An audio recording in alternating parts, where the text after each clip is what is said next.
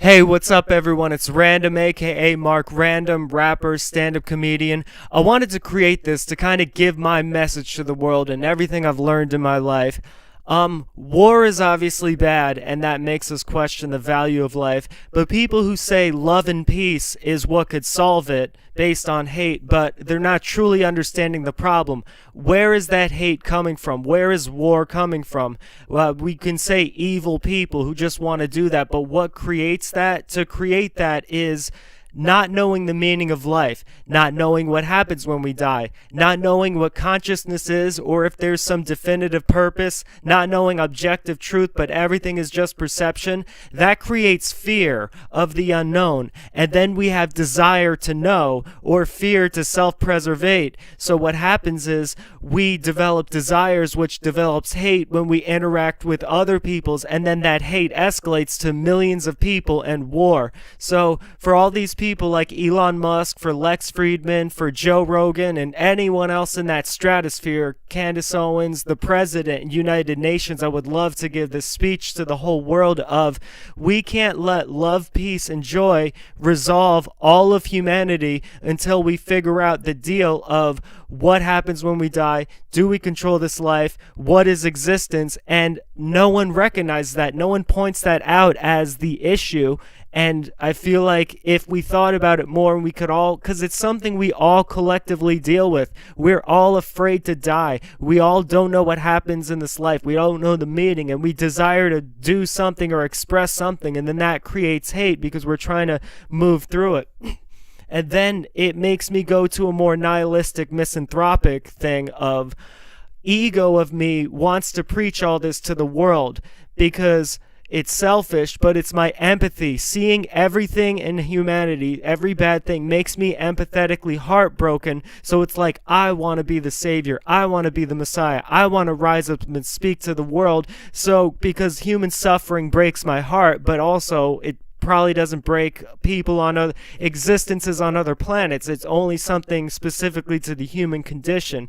So my message is like my ego, but that's my spirit intent. And then unfortunately, when you get into spirits, you think of like life beyond itself. Like, what if we're in the third dimension, there's a fourth and fifth dimension that make the value of life seem like a dream or like a distant memory. So now we have these collective ideas that I believe is kind of responsible for the answer. And the sad thing might be, for instance, people who manipulate human extermination or war on extermination. We all think that's bad because we all think life has value. But what if that's what we're supposed to do? We are like almost kindness, and I don't believe this, nor do I want this to be the truth, but what if like kindness, compassion, love was a biological accident and we were here to destroy each other, exterminate each other in war, and we used to only have those emotions, but then all the other things kind of took us sideways. And the reason I feel that is because like, what is what we objectively do?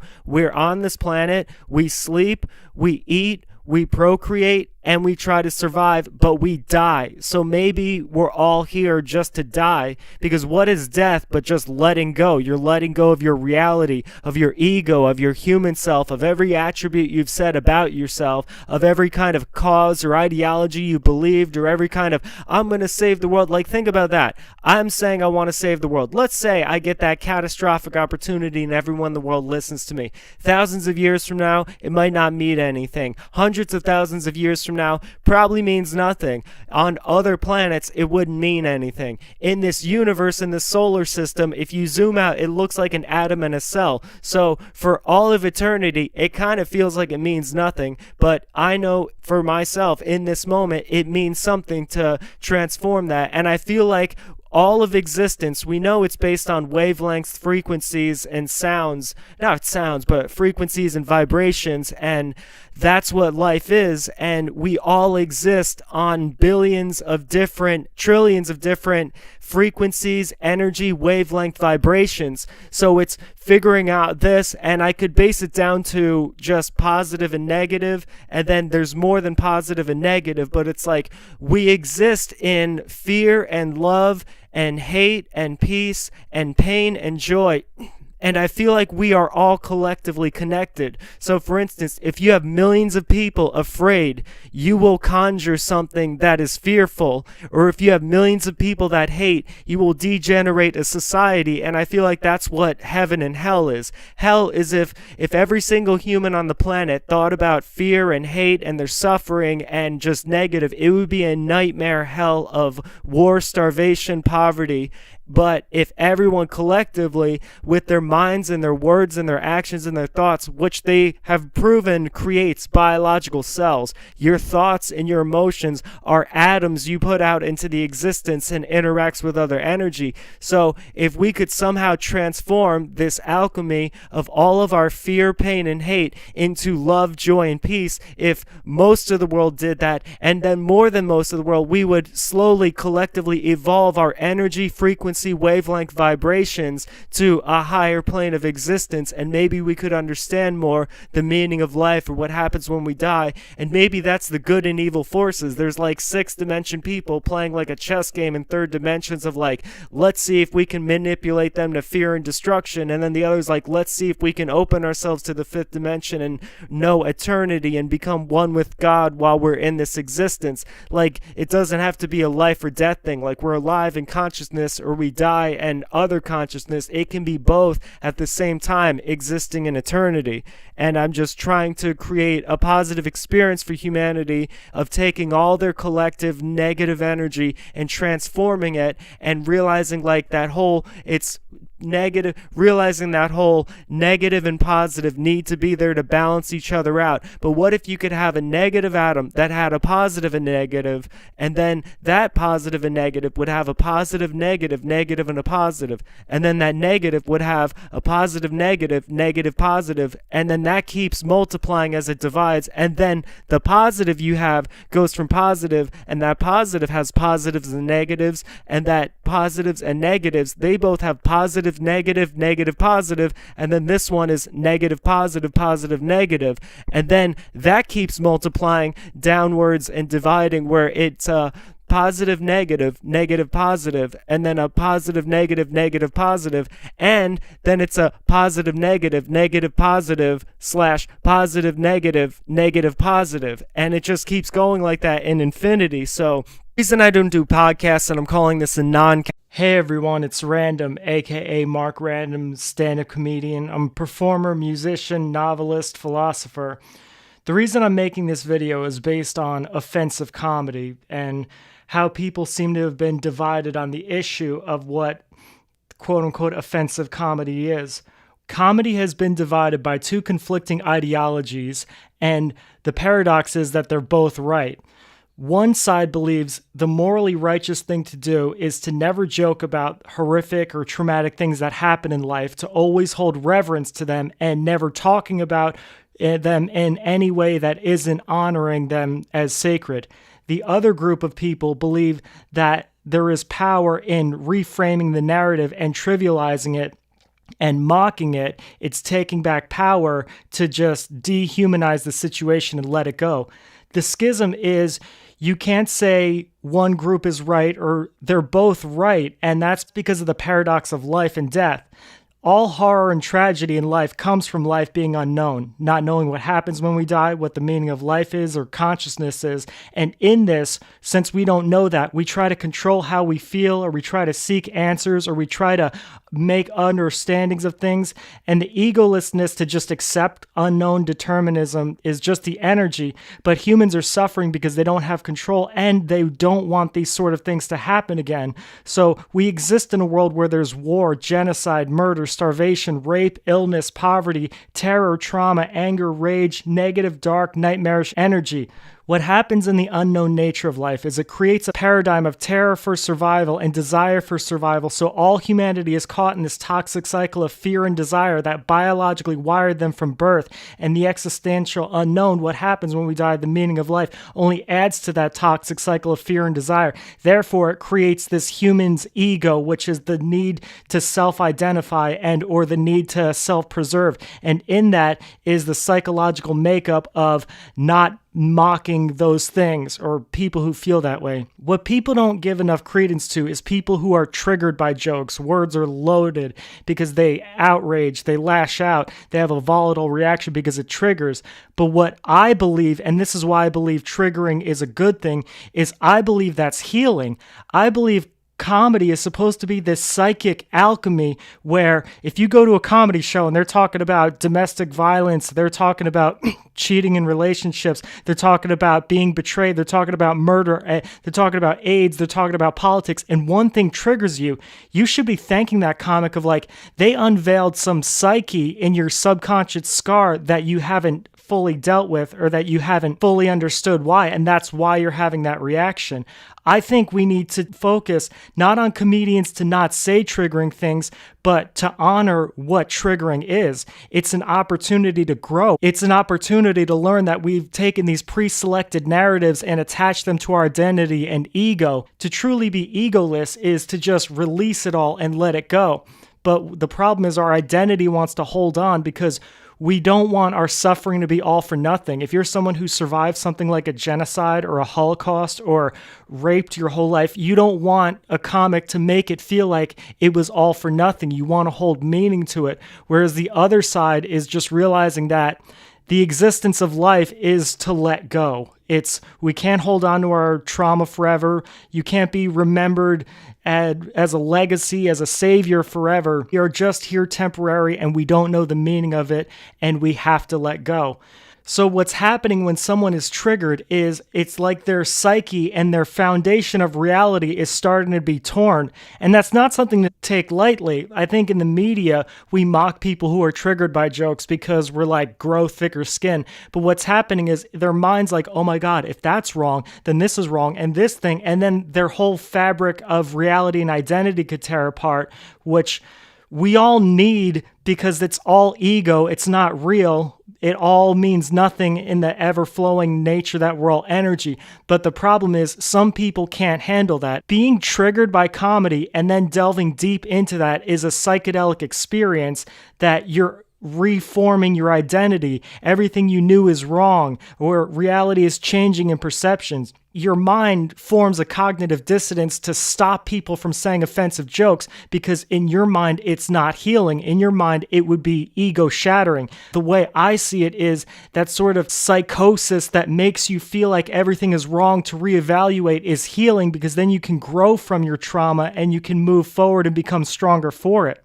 Reality is all in perception, and life is based on what we just collectively agree, and that's always subject to change. There's trillions of narratives, ideas, and perceptions, and none of them are real. They're all just subjective, because that's the sad reality. The truth is, there is no universal truth. It's all just collectively agreed upon, and if we have a lot of negative energy, these dark nightmares, our eros, our traumas, our fears, our addictions, our things we haven't dealt with, the way our mind chemically perceives that existence and these pre-programmed thoughts and associations, which is just we don't want that to be an illusion, but it is.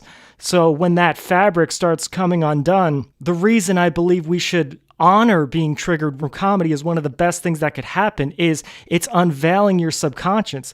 The individual ego suppresses and creates a false ego and false identity and a false narrative that it tells itself, and then conflicted with opposing ideas, their fabric of reality comes down, and then they don't want that trivialized. They want their most painful, traumatic things in life. And that's also a sad reality is, let's say you've went through war and everyone's died and you're a soldier of war for 20 years of bombs exploding and you just suffer post-traumatic stress and panic attacks all day, is you don't want to realize that it only matters on this planet, in this universe, in this space, and outside to infinity, to atoms. It might as well just be in a petri dish. That's how much your life of sacrifice and determination and all the books you've read and all the training means. And that's a hurtful feeling they want to hold reverence for because that's how they suit their narrative. Like someone who is a survivor of a horrific crime, they move with the narrative of I'm a survivor, I'm in power, I'm a survivor. So if a comic is telling a joke that unveils their ego to be you're not a survivor, you're weak and helpless, it kind of shatters them to where they have to go, oh my God, I don't want to accept the ego, which is just still still an illusion, that I'm weak and helpless because of this event. So then it makes a conflicting paradox, which the ironic thing is, you're not a survivor or you're not helpless. Again, these are all just ego identities that we make. Triggering in comedy is psychic because if you're triggered by a joke, it's unveiling things you weren't aware of. My comedy, at least, I hope to be empathetic, but also a psychic sort of alchemy cure for you. If you're triggered by my jokes, it should be a moment to grow and to learn and realize that you haven't dealt with this trauma or you still have these terrors or these fears, and these are things that we can get better at. It's almost like training of self-empowerment, not only just to trivialize it, but to just keep reassessing it. Like if I've had a traumatic, violent experience, I want the jokes to trigger me. I want to keep reframing the narrative. I want to keep going around it and growing from it and learning to truly let that energy go, because that's what comedy is at the end of the day. It's taking all the things we're afraid of, all the pain, all the suffering, all the hate, all the negative energy that creates a nightmarish hell, and morphing it into a positive land of joy, humor, love, and harmony. And I think that's where people got mixed up, because unfortunately, many comics in the mainstream, and it's been promoted, are these like egocentric assholes that are just shitty and spiteful towards people, when the true purpose of comedy is to be empathetic, that we're all in this together. The reason I'm saying these offensive things is so we can all laugh. Everyone's in on the joke. Even if you're the butt of the joke, we're supposed to all be egoless, and that we're all butts of the joke at some point, and that's what brings us together. We've all slipped and fell or done embarrassing things, and that's the true essence of comedy that no one really talks about. Is comedy is supposed to be empathetic. Comedy is supposed to be bringing us together.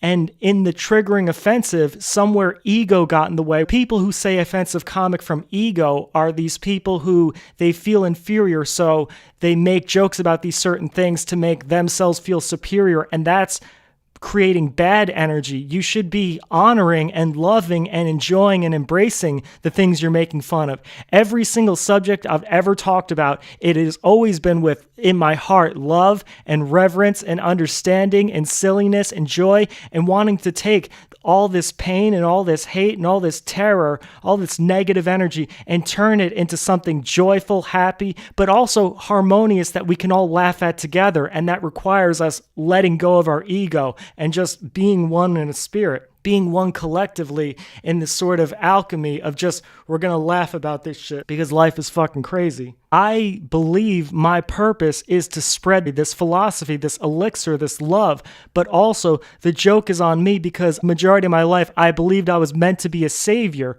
So imagine going your whole life thinking that you're literally the Messiah and everything you do in life is a sacrifice for this goal, and then you realize it was just an extreme psychotic episode. Then all that suffering was for nothing. Those 20-something years of all those places and scary situations and life or death events, it was all for nothing. But that's the point, and that's comedy is supposed to be, even if it's offensive or it's racial or it's hostile or it's aggressive, the overall energy is supposed to be, we're in this together. And I think it got mixed up because so many people get into comedy with the wrong intentions. They get into comedy for ego or fame or money or their own emotional dysfunction and just project their toxic bullshit on the world. And I've been guilty of that as well. Have you ever seen a comic that's actually miserable while telling a joke? It doesn't go over well. They have to be in a zen place of in the moment. And when you channel that sort of chi, you can just start morphing this alchemy to just make everyone laugh. We're all fucking ridiculous. We're all crazy and we're all silly. And that's the beauty of it. Rather than looking at the horror, it's a paradox because it's beautiful and horrible at the same time. It's in a comedic moment as we're bringing this collective energy is the very essence of life, is that paradox nature, is it's terrifying, but it's also loving. It's painful, but it's also joyful. It's hateful, but it's also peaceful, all in one, and it creates this schism. And the more we express the notion that comedy and triggering and offensive jokes are psychic alchemy to heal, I think the better our society will be, the more enlightened we'll be to the essence of why we're here in the first place as spiritual beings. And what we're going through, and comedy's sadly become a part of, is comedy has been weaponized to propaganda now to just reaffirm pre-programmed cultural norms to keep you inside outside the box.